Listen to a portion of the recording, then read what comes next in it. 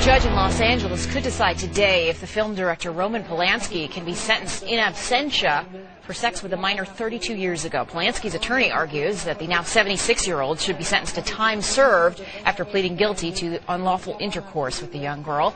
Polanski's victim made the same request. However, prosecutors are insisting Polanski appear in L.A. He was arrested in Switzerland and spent 60 days in jail before being transferred to house arrest in December. Well, which guy wouldn't help a damsel in distress? Several men did just that, or thought they did. Now they're learning the hard way. They thought they were actually in contact with Brie Condon, a supermodel seen here in this picture. She models for things like Guess Jeans. They used web-based social networks like SeekingMillionaire.com to get in touch with her. Some of them even talked to her on the phone, or so they thought. Turns out they were in contact with a guy named Justin Brown. Cops say Brown used fake accounts to trick the man into giving him money and other gifts. So far, Brown's been charged with theft of $1,500 to $20,000, but authorities say the total could go much higher.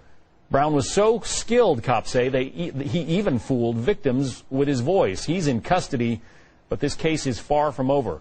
Let's talk about it with Detective Carl Satterley of the Austin, Texas Police Department.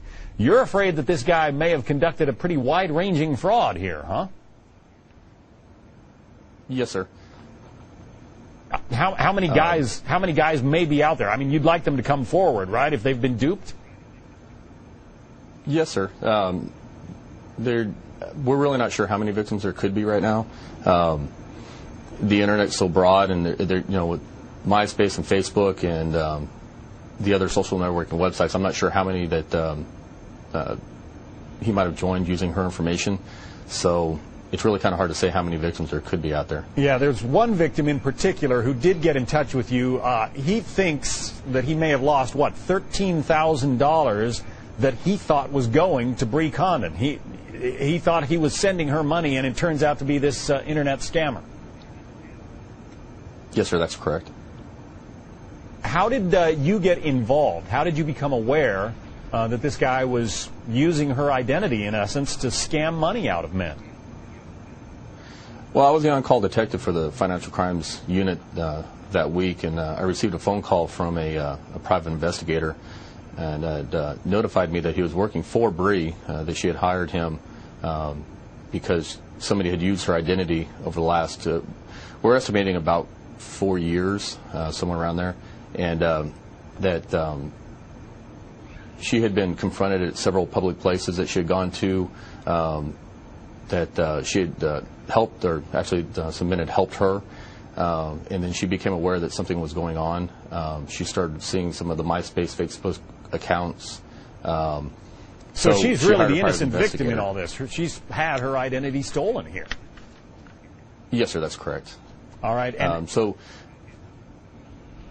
and this guy Brown, we're told, has a very effeminate voice. He actually made phone calls to some of these people. They thought they were really talking to Brie Condon.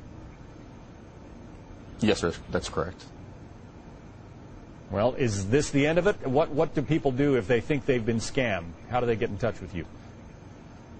We do have a anonymous tip line, 512-472-TIPS, that people can call in if they have any information about this.